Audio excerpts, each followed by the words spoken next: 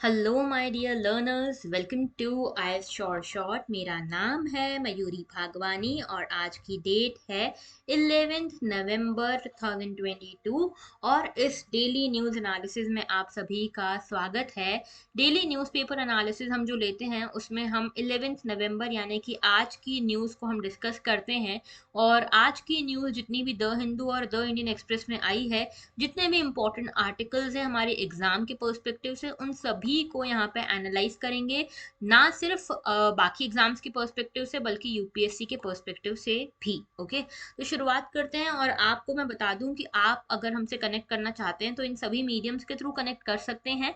ये Telegram channel है, इसे ज़रूर से ज्वाइन कर लीजिएगा। आगे बात करते हैं। Only 199 days are left for UPSC prelims 2023 and this is a big alert for all of you who are not yet prepared and who think that they are not giving their 100%।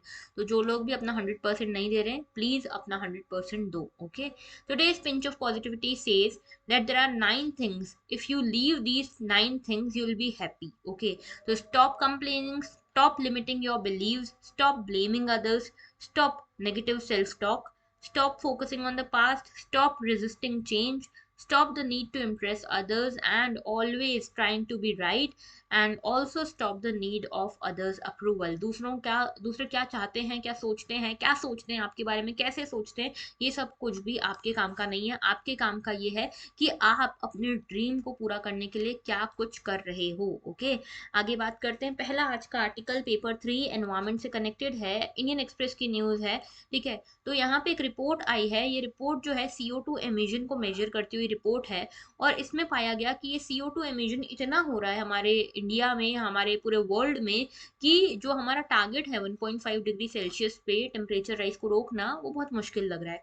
तो थोड़ा सा background बता दूं कि Paris climate deal हुई थी। Paris climate deal के बारे में हमने कई बार चर्चा की है। पेरिस क्लाइमेट डील कब हुई थी? 2015 में यूएनएफसीसी यानी कि United nation framework convention on climate change की 21st मीटिंग थी, जिसको कॉन्फ्रेंस ऑफ पार्टी COP21 कहा जाता है। इस COP21 के दौरान पेरिस में एक मीटिंग हुई जहाँ पे एक एग्रीमेंट साइन हुआ। एग्रीमेंट था between all the developed and developing countries. इन सभी कंट्रीज ने आपस में ये डिसाइड किया कि हम कार्बन डाइऑक्साइड का एमिशन को कम करेंगे, क्लाइमेट चेंज को कम करेंगे, जिसके साथ जो टेम्परेचर राइज हो रहा है ना, वो भी हम लिमिट कर सकें। और इस टेम्परेचर राइज को लिमिट करने का टारगेट जो हमने बनाया था, ये टारगेट था 2 डिग्री सेल्सियस।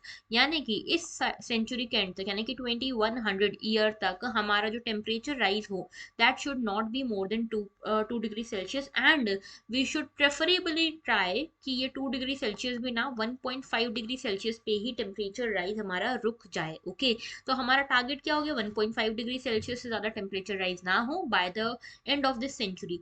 लेकिन ये रिपोर्ट बोल रही है कि भाई लग तो ऐसा रहा है कि होगा, इससे ज्यादा बढ़ेगा टेम्परेचर।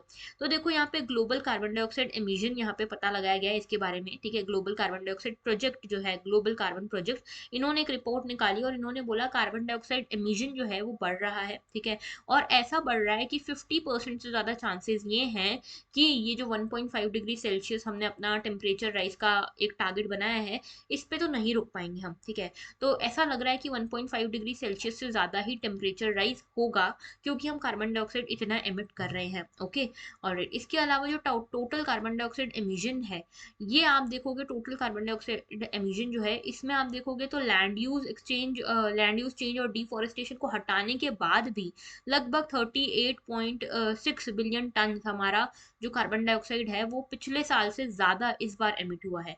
तो कार्बन डाइऑक्साइड रिलीज जो है वो पिछले बार से ज्यादा हुआ है इस बार। ठीक है, अगर आप बात करोगे एमिशंस की, तो इंडिया में जो, इंडिया के साथ जो एमिशन हुआ है, इंडिया के थ्रू जो एमिशन हुआ है कार्बन डाइऑक्साइड का, वो बढ़ा है। चाइना और यूरोप जैसी जो कंट्रीज हैं, वहां पे ये कार्बन डाइऑक्साइड एमिशन पिछले बार के हिसाब से कम हुआ है। यूएस में भी इंडिया की तरह ही कार्बन डाइऑक्साइड एमिशन बढ़ा है। ठीक है, अगर आप बात करो तो इंडिया में लगभग 5% जो हमारे कोल प्लांट्स है, कोल एमिशन है, वो बढ़ा है, इसीलिए कार्बन डाइऑक्साइड एमिशन भी बढ़ा है। ठीक है, अच्छा, कार्बन डाइऑक्साइड आपको पता होगा one of the most frequent और most emitted greenhouse gas है। ठीक है, तो ग्लोबल कार्बन डाइऑक्साइड एमिशन जो है, ओवरऑल आप देखोगे तो ड्रॉप हुआ था 2020 में। ठीक है, पिछले साल के मुकाबले। क्यों? क्योंकि कोविड पैंडेमिक था तो सब कुछ ठप था, तो कोई कार्बन डाइऑक्साइड रिलीज कर नहीं रहा था। लेकिन अब जैसे रिकवरी हुई है वैसे ही कार्बन डाइऑक्साइड रिलीज भी बढ़ गया है, ठीक है। ग्लोबल एमिशन हो रहा है ग्रीन हाउस गैसेस का, ओके, और ये माना जा रहा है कि ये जो ग्रीन हाउस गैसेस हैं ये 2025 तक अगर पीक कर जाती हैं और उसके बाद धीरे धीरे हम कार्बन डाइऑक्साइड एमिशन कम करने लगते हैं, तो फिर ये 1.5 डिग्री सेल्सियस पे शायद हम पहुंच पाए, वो भी कोई पक्का नहीं है। तो अभी की जो ये ग्लोबल कार्बन प्रोजेक्ट है, इनकी रिपोर्ट के हिसाब से कि 1.5 डिग्री सेल्सियस टेम्परेचर राइज पर हमको रोक पाना bye the end of this 2100, ये बहुत मुश्किल होने वाला है, क्योंकि कार्बन एमिशन हम अपना कम नहीं कर रहे हैं। अब देखो कार्बन एमिशन की बात करते हैं तो यहाँ पे देखो कार्बन एमिशन सबसे ज्यादा कहाँ से हो रहा है, ठीक है, ग्रीन हाउस गैस एमिशन सबसे ज्यादा कहाँ से हो रहा है, तो सबसे ज्यादा हो रहा है 44% इलेक्ट्रिसिटी प्रोडक्शन से। इसके अलावा 18% हो रहा है मैन्युफैक्चरिंग इंडस्ट्रीज से, 14% हो रहा है एग्रीकल्चर से, 13% हो रहा है ट्रांसपोर्ट से, 8% हो रहा है इंडस्ट्रियल प्रोसेस से और 3% हो रहा है वेस्ट से, ठीक है। तो सबसे ज्यादा इलेक्ट्रिसिटी प्रोडक्शन के कारण, कोल प्लांट्स वगैरह के कारण यहाँ पे सबसे ज्यादा एमिशन हो रहा है, ठीक है।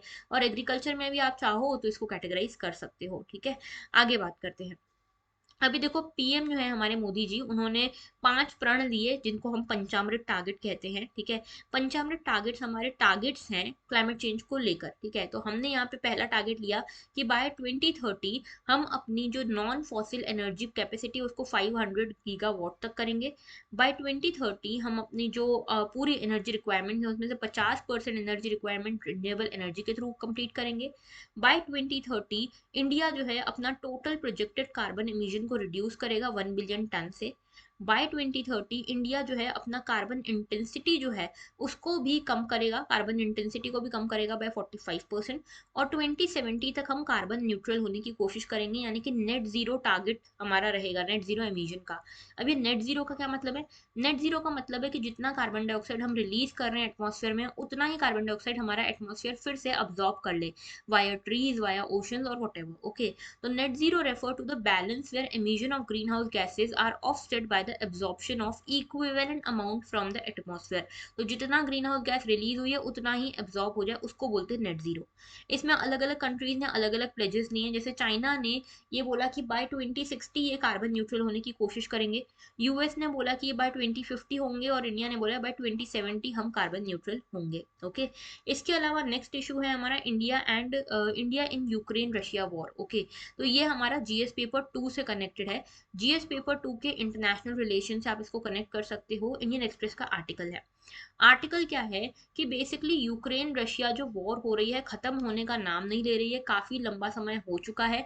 और ऐसे में इंडिया जो है एक टाइट रोप पे चल रहा है। टाइट रोप यानी कि आपने देखा होगा वो मदारी का खेल होता है ना, जिसमें दो पोल्स पे ये रस्सी बंधी होती है और ऊपर एक आदमी या एक बंदर चलता है, इस तरह से। तो टाइट रोप इसी तरह से इंडिया भी संभाल संभाल के चल रहा है, कदम रख रहा है, क्योंकि इंडिया ना उस पाले में गिर सकता है ना इस पाले में गिर सकता है। रशिया जो है, रशिया हमारा अलाय है और इसीलिए हम रशिया का साथ छोड़ नहीं सकते। और दूसरी तरफ यूक्रेन है जिसके साथ हो तो रहा है गलत, लेकिन हम उसका साथ दे भी नहीं पा रहे, क्योंकि दूसरी साइड पे यूएसए भी है। तो दोनों ही हमारे अलाइज है, यूएसए भी और रशिया भी, और हम किसी एक की साइड लेना चाहते नहीं, इसीलिए हम न्यूट्रल होके आगे बढ़ रहे हैं। ऐसे में ये भी तकाजे लगाए जा रहे हैं कि क्या इंडिया जो इतना न्यूट्रल होके चल रहा है, क्या इंडिया मीडिएट कर सकता है बिटवीन यूक्रेन एंड रशिया? क्या इंडिया एक मीडिएटर बन सकता है? तो इसके सभी के जवाब हम देखेंगे इस आर्टिकल में। तो सबसे पहले तो देखो यहाँ पे क्या हुआ, हमारे जो एस जयशंकर जी है, हमारे जो मिनिस्टर हैं, मिनिस्टर ऑफ एक्सटर्नल अफेयर्स, ये रशिया गए हैं, ठीक है, ऑन अ बायलैटरल विजिट। और इन्होंने क्लियरली बोला कि भाई हमारा तो मानना ये कि कोई भी प्रॉब्लम हो उसको डायलॉग से डिप्लोमेटिकली सॉल्व कर लेना चाहिए, लड़ाई झगड़े में नहीं पड़ना चाहिए। यही peace, respect for international order और यूएन चार्टर के हिसाब से होगा, ठीक है। इसके अलावा यहाँ पे इंडिया ये भी कहता है कि यहाँ पे हम जो ये पूरी आवाज रख रहे हैं ना अपनी, इंडिया की जो रिक्वेस्ट है, ये सब जो हो रही है ग्लोबल ऑर्डर को वापस लेकर आने की, वर्ल्ड में जो रिसेशन अभी चल रहा है रशिया यूक्रेन वॉर के कारण, इन सभी को ठीक करने की जो इंडिया की डिमांड है, रिक्वेस्ट है, वो सिर्फ इंडिया की साइड से नहीं, ग्लोबल साउथ की साइड से है। ग्लोबल साउथ यानी कि सारी डेवलपिंग कंट्रीज और लेस डेवलप्ड कंट्रीज की साइड से ये डिमांड, ये रिक्वेस्ट इंडिया ने रखी है कि रशिया यूक्रेन की वॉर अब खत्म होनी चाहिए, क्योंकि इसके कारण पूरी वर्ल्ड इकोनॉमी सफर कर रही है। ठीक है, वर्ल्ड इकोनॉमी पे सफर यहाँ पे करना पड़ रहा है वर्ल्ड इकोनॉमी को।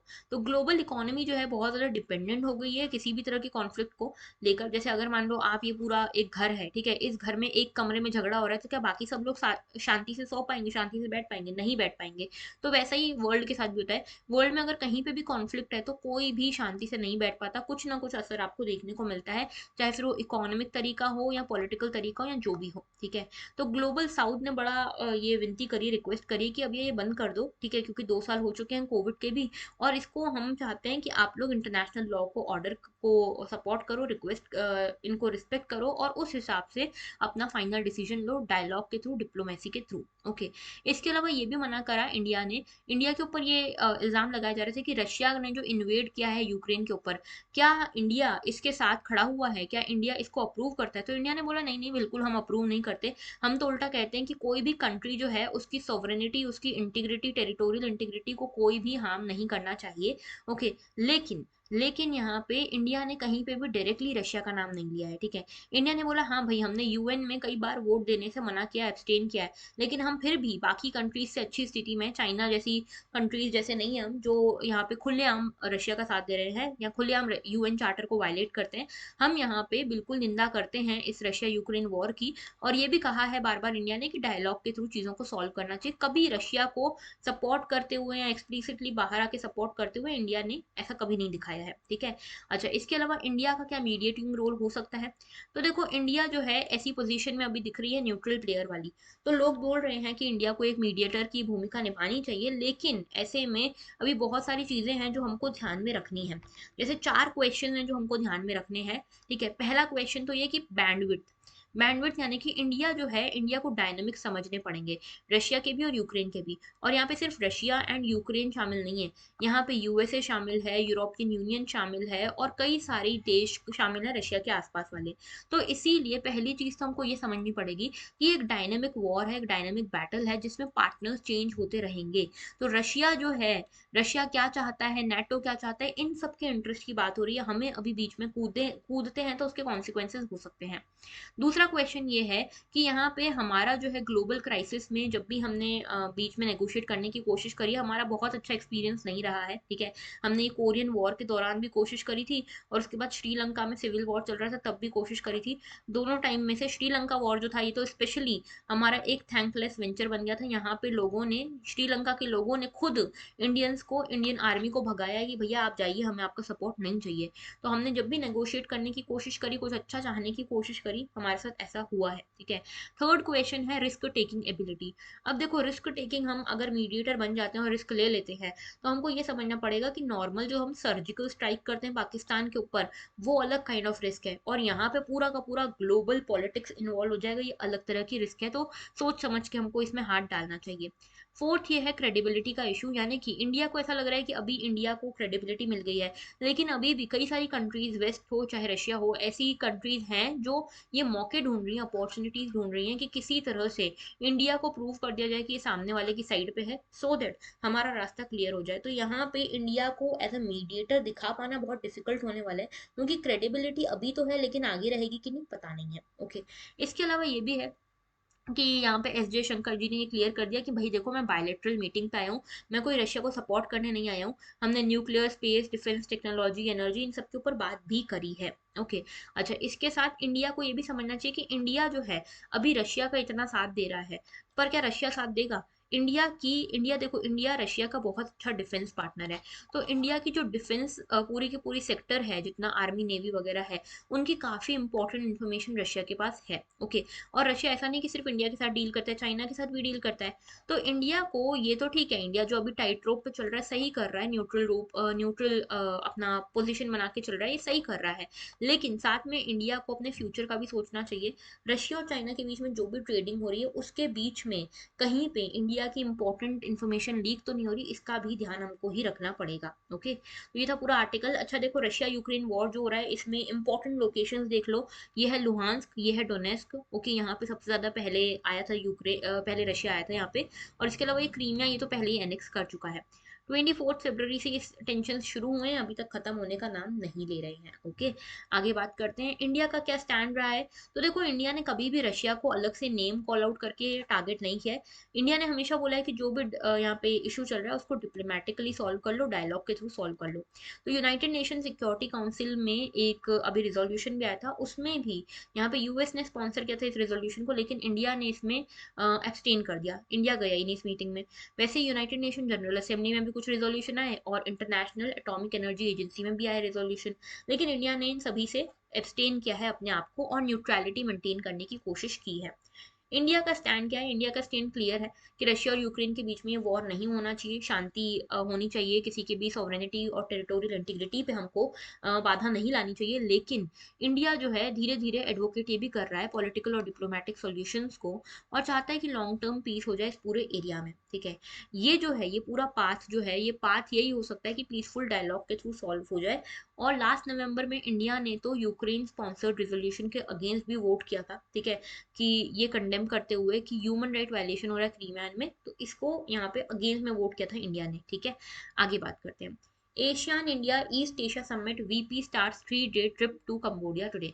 तो बेसिकली ये आईआर का टॉपिक है, इसको आप पेपर 3 से भी कनेक्ट कर सकते हो। ठीक है, जीएस पेपर 3 से आप सिक्योरिटी चैलेंजेस से भी कनेक्ट कर सकते हो। मोस्टली ये आईआर का पेपर 2 का, जीएस पेपर 2 का टॉपिक है। ओके, चलो आगे बढ़ते हैं। अब देखो इसमें हुआ क्या है, हमारे वाइस प्रेसिडेंट का नाम क्या है? जगदीप धनखड़ साहब। ठीक है, इन्होंने ये गए हैं कंबोडिया 2 मीटिंग अटेंड करने, एक है एशियान इंडिया और दूसरा है ईस्ट एशिया। एशियान इंडिया और ईस्ट एशिया दोनों ही हमारे साउथ ईस्ट एशियन कंट्रीज से मिलकर बना है। ठीक है, इसमें याद रखना, पहले मैं बता देती हूँ चलो एशियन के बारे में। ये देख रहे हो, ये पूरा साउथ ईस्ट एशिया, इसमें म्यांमार है, थाईलैंड है, कंबोडिया है, Vietnam, Laos, Brunei, Malaysia, Singapore, Indonesia और फिलीपींस, है ना। ये देखो ये 10 कंट्रीज हैं, ये 10 कंट्रीज मिलकर एशियान बनाती हैं, यानी कि association of south east Asian Nations. ठीक है, association of south east Asian Nations बनाया इन्होंने। ये एक रीजनल ऑर्गेनाइजेशन है जहाँ पे पॉलिटिकल और सोशल स्टेबिलिटी के लिए काम करती है ये, और साथ में इनका मोटो है वन विजन वन आइडेंटिटी। ठीक है, इसके सेक्रेटेरिएट इंडोनेशिया जकार्ता में है और 1967 में एक रेजोल्यूशन के थ्रू इसको बनाया गया था। तो बता दिया मैंने, एशियान में 10 मेंबर्स इसके हैं। ठीक है, इसके अलावा आगे बढ़ते हैं। इंडिया एशियान की बात करें तो देखो, इंडिया एशियान को 30 ईयर्स कंप्लीट हो चुके हैं इनके डिप्लोमेटिक रिलेशनशिप में। पहले जो इन एशियान था ये यूएस की तरफ काफी झुका हुआ था जब वर्ल्ड वॉर एरा चल रहा था, वर्ल्ड वॉर के बाद सॉरी कोल्ड वॉर एरा चल रहा था। तो आइडियोलॉजिकल टसल थी और ऐसे में यूएस की साइड पे काफी झुका हुआ था कोल्ड वॉर के दौरान जो एशियान है। और इंडिया इंडिया हालांकि नॉन अलाइनमेंट मूवमेंट को फॉलो कर रहा था, लेकिन कहीं ना कहीं इंडिया का झुकाव रशिया की तरफ था। इसीलिए इंडिया रशिया की तरफ और एशियन कंट्री यूएस की तरफ इसीलिए बात बन नहीं पा रही थी। जब ये सारा कोल्ड वॉर खत्म हुआ, ये जो यूएसएसआर है, ठीक है, यूएसएसआर जब डिसइंटीग्रेट हुआ, तब हमको समझ में आया कि भाई एशियान इंपॉर्टेंट है। और इस रीजनल इंटरगवर्नमेंटल ऑर्गेनाइजेशन के साथ हमने भी अपना रिलेशनशिप जो है वो शुरू किया। ठीक है, हर फ्रंट पे। इसमें देखो इंडिया और एशियान के रिलेशंस के बीच में कुछ चीजें कॉमन है, जैसे कि एक कल्चर, जैसे हिंदुइज्म, बुद्धिज्म, इस्लाम जो है सभी जगह पे कॉमन है। इसके अलावा एशियान के जो रिलेशन है वो धीरे धीरे हमारे साथ बढ़े हैं सभी फेजेस में। आप देखो आज जो है हमारे 30 ईयर्स कंप्लीट हो चुके हैं एशियान के साथ। ओके, और इसीलिए हम यहाँ पे फ्रेंडशिप ईयर भी मना रहे हैं, फ्रेंडशिप ईयर। ठीक है, तो ये फ्रेंडशिप ईयर मना रहे हैं, 30 साल ऑफ रिलेशनशिप जो है हमारे कंप्लीट हो चुके हैं।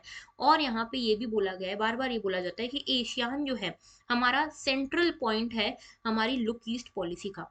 ठीक है, तो इंडिया जो है उसकी कई सारी फॉरेन पॉलिसीज हैं, जैसे नेबरहुड फर्स्ट पॉलिसी हो गई। ठीक है, नेबरहुड फर्स्ट।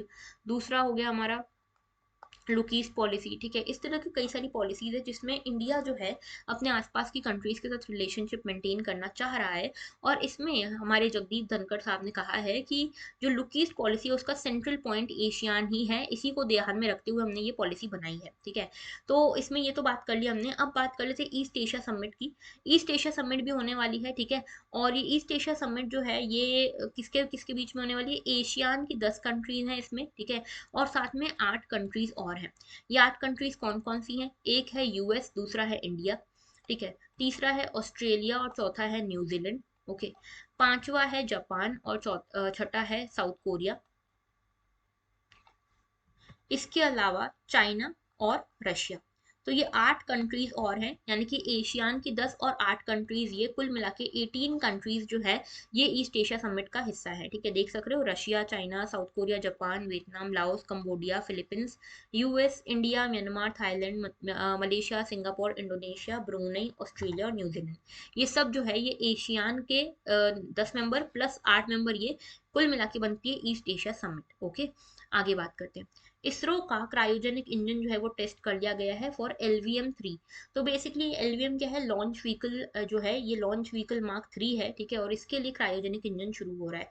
तो लॉन्च व्हीकल जो है, लॉन्च व्हीकल मार्क 3, इसको GSLV मार्क 3 भी कहते थे पहले। ठीक है, और इसमें आपको पता होगा एक सॉलिड स्टेज होता है, एक लिक्विड स्टेज और एक होता है क्रायोजेनिक स्टेज। तो ये क्रायोजेनिक स्टेज के लिए जो क्रायोजेनिक इंजन है उसको टेस्ट कर लिया गया है, काफी अच्छे से काम कर रहा है। ठीक है, और इसमें जो है थ्रस्ट कंट्रोल वॉल्व भी लगा हुआ है, लिक्विड ऑक्सीजन लिक्विड हाइड्रोजन को यूज करके बनाया गया है। ठीक है, अच्छा, लास्ट मंथ जो है अभी लॉन्च व्हीकल मार्क 3 ने 36 सैटेलाइट्स छोड़ी है स्पेस में। ठीक है, तो इसी तरह से जो GSLV मार्क 3 हमारा हैवीएस्ट रॉकेट लॉन्च व्हीकल है और साथ में सबसे अच्छा भी है। ठीक है, सबसे अच्छा काम भी करता है। इसके लिए ये क्रायोजेनिक इंजन बनाने की बात चल रही है। साइंस एंड टेक से रिलेटेड ये टॉपिक है।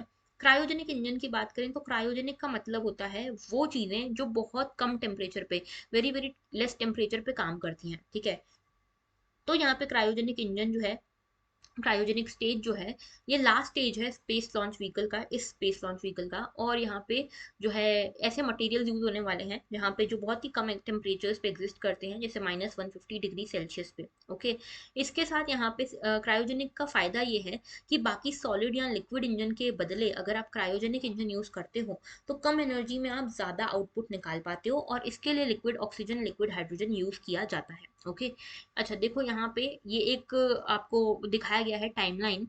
पहले था हमारा स्मॉल लॉन्च व्हीकल, फिर आया ASLV, फिर आया PSLV एक्सएल, फिर आया GSLV मार्क 2 और अब आया GSLV मार्क 3।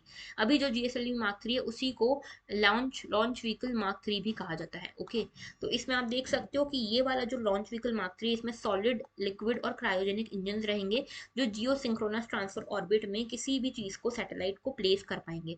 इसके पहले GSLV मार्क 2 था, उसके पहले PSLV एक्सएल था और उसके सबसे पहले SLV 3। तो देख रहे हो जो हमारा SLV 3 था उसमें सिर्फ सॉलिड स्टेज हुआ करती थी और लो अर्थ ऑर्बिट तक छोड़ पाता था। फिर PSLV आया तो सॉलिड और लिक्विड स्टेजेस होने लगी जो सन सिंक्रोनस पोलर ऑर्बिट तक छोड़ने लगी। और फिर GSLV मार्क 3 जो था ये आया जिसमें सॉलिड लिक्विड और क्रायोजेनिक इंजन है जो कि जियो सिंक्रोनस ट्रांसफर ऑर्बिट तक सैटेलाइट को जाके छोड़ सकता है। ओके, अच्छा, इसके अलावा क्रायोजेनिक की और कुछ अगर बातें आपको देखनी हो तो आप देख सकते हो इसमें, लेकिन इसकी कुछ प्रॉब्लम है। पहली प्रॉब्लम यह है कि हीट ट्रांसफर जो है बहुत ज़्यादा होता है, क्योंकि टेम्परेचर डिफरेंस बहुत है। ठीक है, टेम्परेचर डिफरेंस बहुत है, इसीलिए हीट ट्रांसफर बहुत ज़्यादा होता है और इंसुलेशन की ज़रूरत पड़ती है। इसके अलावा बॉइलिंग जो होती है, सडन बॉइलिंग होती है, उसके कारण टेम्परेचर जो है, प्रेशर जो है वो बहुत बढ़ जाता है फ्लास्क का। ओके, और यहाँ पे प्रॉपर वेंटिंग की ज़रूरत होती है और मटेरियल प्रॉपर्टीज भी अच्छी होनी चाहिए जो भी चीज़ बने उसके लिए। ओके, ऑलराइट, क्रायोजेनिक इंपॉर्टेंट क्यों है? पहला तो स्पेस प्रोग्राम के लिए बहुत इंपॉर्टेंट है, GSLV प्रोग्राम के लिए बहुत इंपॉर्टेंट है। दूसरा लाइट वेट है, यानी कि कम वेट में, कम चीज में आप ज्यादा एनर्जी ले सकते हो। मिसाइल प्रोग्राम के लिए बहुत इंपॉर्टेंट है। क्लीन टेक्नोलॉजी के लिए इंपॉर्टेंट है, हाइड्रोजन ऑक्सीजन जो है इसको एज अ फ्यूल यहाँ पे यूज किया जाता है और वाटर बाय प्रोडक्ट के फॉर्म में निकलता है, तो कुछ भी इसमें हार्मफुल नहीं है। और साथ में दूसरी कंट्रीज के ऊपर हमको एज मिलती है जब हम क्रायोजेनिक यूज करते हैं। तो US हो गया, जापान हो गया, फ्रांस, रशिया, चाइना, ये सब भी इस टेक्नोलॉजी को यूज कर रहे हैं। ओके, नेक्स्ट हमारे आर्टिकल है, Iran says it has developed a hypersonic ballistic missile. तो बेसिकली देखो ये पूरा आर्टिकल किस बारे में है। ईरान जो है बेसिकली पूरे वर्ल्ड को चमकाना चाहता है कि देखो मेरे पास अभी हाइपरसोनिक बैलिस्टिक मिसाइल है। ठीक है, हाइपरसोनिक बैलिस्टिक मिसाइल है, इसको साइंस एंड टेक से कनेक्ट कर सकते हो। तो और कुछ नहीं है इसमें, हाइपरसोनिक बैलिस्टिक मिसाइल हमारे लिए इंपॉर्टेंट हो जाता है। अब देखो हाइपरसोनिक क्या मतलब है।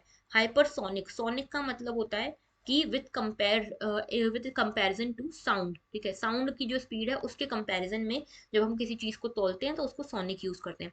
हाइपरसोनिक यानी कि ऐसी स्पीड जो साउंड की स्पीड से भी बहुत ज्यादा है। तो सब सोनिक होती है मैक <1। मैक का मतलब होता है object of speed, sorry speed की object, sorry speed of object and speed of sound, ठीक है, इन दोनों का प्रपोर्शन। तो जब मैक नंबर होता है उसमें हम ऑब्जेक्ट कितनी तेजी से चल रहा है in comparison to sound speed, ये हम चेक करते हैं, ठीक है। तो जब मैक नंबर 1 से कम है, इसका मतलब कि सब सोनिक में जो स्पीड है वो साउंड की स्पीड से कम है। ट्रांसोनिक में स्पीड जो है किसी भी ऑब्जेक्ट की वो साउंड की स्पीड के इक्वल है। सुपरसोनिक में साउंड की स्पीड से ज़्यादा, और हाइपरसोनिक में साउंड की स्पीड से बहुत ज़्यादा स्पीड हो सकती है किसी भी व्हीकल या ऑब्जेक्ट की। ओके, अब देखो बैलिस्टिक मिसाइल और क्रूज मिसाइल में डिफरेंस क्या है।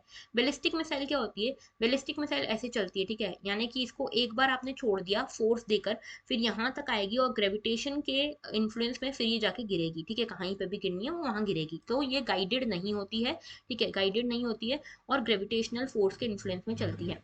जबकि क्रूज मिसाइल प्रॉपरली गाइडेड होती है, इसमें प्रॉपर फॉर्म में प्रोपल्जन सिस्टम, रॉकेट सिस्टम लगा होता है। और ये जैसे ये मान लो अर्थ है, तो अर्थ से ऐसे पैरेलली चलती है, सतह से चिपक के चलती है, ठीक है, ऐसे बहुत ज्यादा बाहर नहीं जाती है सतह से, ठीक है, सरफेस से। तो ये जो है बैलिस्टिक मिसाइल, इसको प्रोपेल किया जाता है बस कुछ ही समय के लिए, जब तक ये यहाँ तक जाए, फिर ग्रेविटेशन के फोर्स में, ग्रेविटेशन के इन्फ्लुएंस में नीचे आती है ये। क्रूज मिसाइल पूरी तरह से सेल्फ प्रोपेल्ड होती है। बैलिस्टिक मिसाइल एक रॉकेट इंजन है, जैसे रॉकेट गया फिर नीचे आया, लेकिन क्रूज मिसाइल एक जेट इंजन है, ठीक है, एक जेट इंजन जैसा है। जो बैलिस्टिक मिसाइल है इसमें लॉन्ग रेंज मिसाइल जो है वो अर्थ के एटमॉस्फेयर को छोड़ के वापस आती हैं, ठीक है, मतलब जैसे यहाँ से गई अर्थ का एटमॉस्फेयर से, ये अर्थ का एटमॉस्फेयर यहाँ तक है, अर्थ के एटमॉस्फेयर से बाहर चली गई और फिर वापस लौट के आ गई।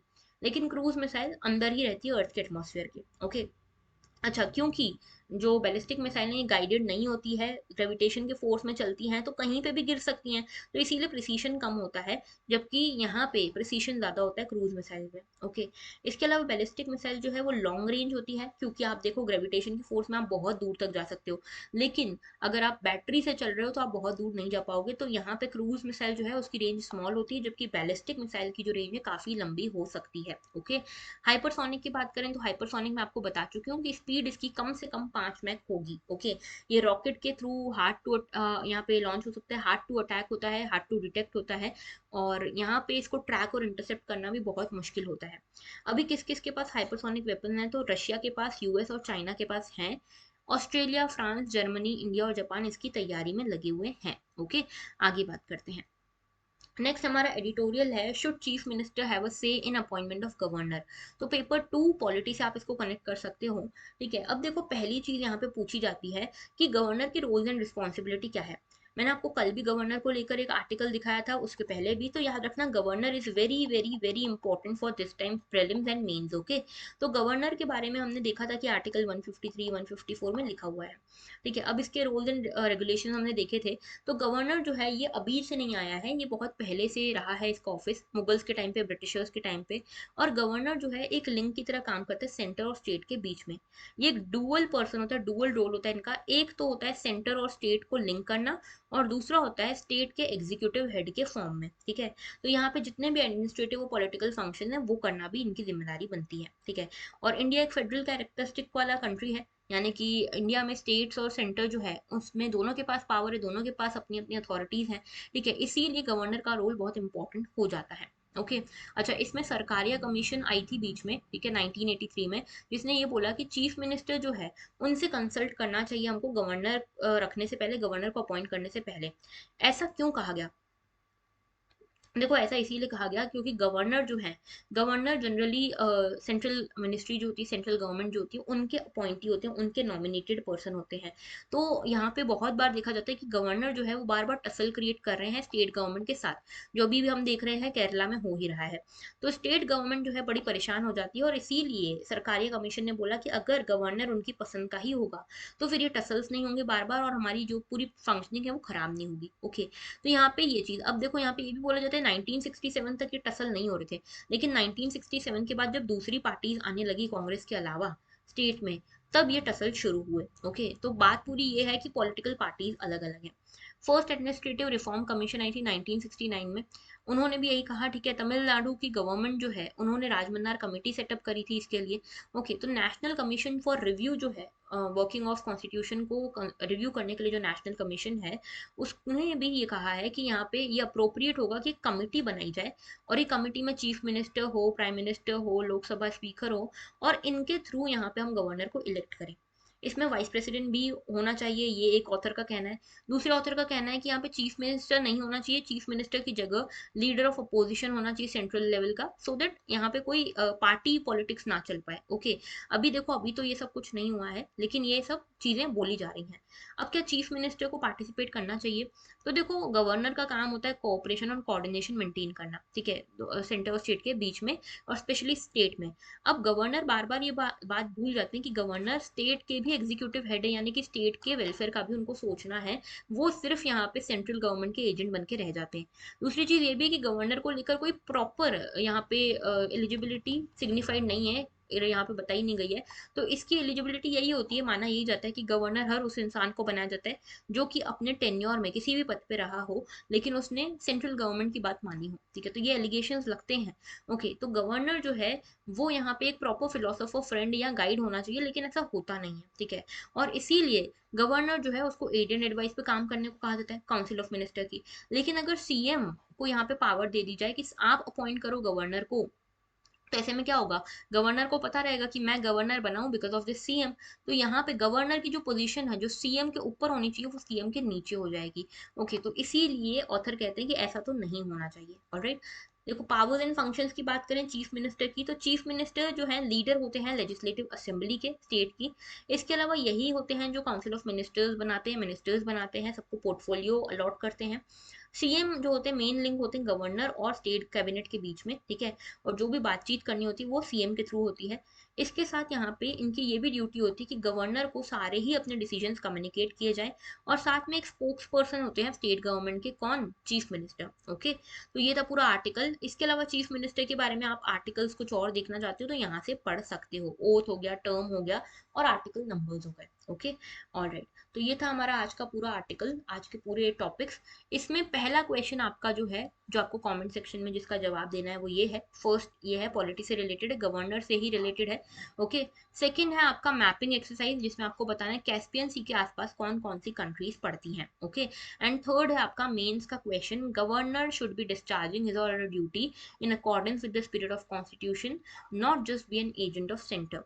कमेंट। ओके, तो ये 10 मार्क्स का क्वेश्चन है। ऑलराइट, सो अगर आप चाहते हो कि आप अपनी परफॉर्मेंस चेक करो तो ये तीनों क्वेश्चंस को अटेम्प्ट जरूर करना, और अटेम्प्ट करने के बाद कमेंट सेक्शन में कमेंट करना मत भूलना। ओके, तभी आप चेक कर पाओगे कि आप कितना पानी में और कितनी अच्छी तैयारी आपकी चल रही है।